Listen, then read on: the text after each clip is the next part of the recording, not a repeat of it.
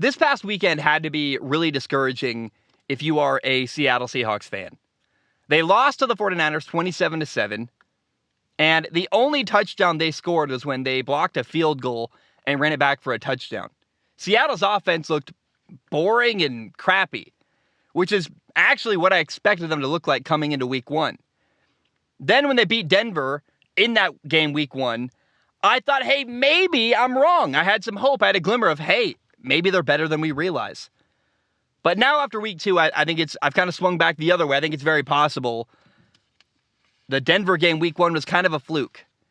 And, Seattle was down 20-0 at halftime. They punted 5 times. They had 3 turnovers. Geno Smith, their quarterback, wasn't horrible. He was 24 for 30 passing, had 197 yards, 1 interception.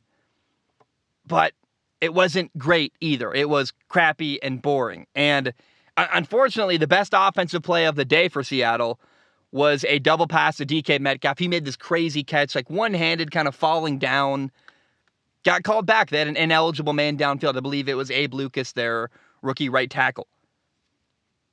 One positive note is that Geno Smith, their quarterback, only got sacked 2 times in this game, which is a very surprising thing to me, given that Seattle has got 2 rookie tackles. But just the word for Seattle after week 2 is discouraging.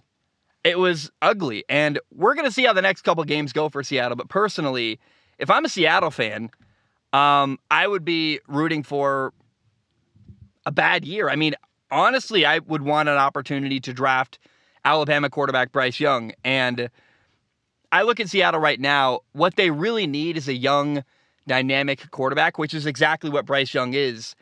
And unfortunately, what we saw in week 2 is just a team that there's not a lot of pop there. There's not a lot of exciting stuff going on. It was discouraging. It was frustrating. I don't know if that will continue.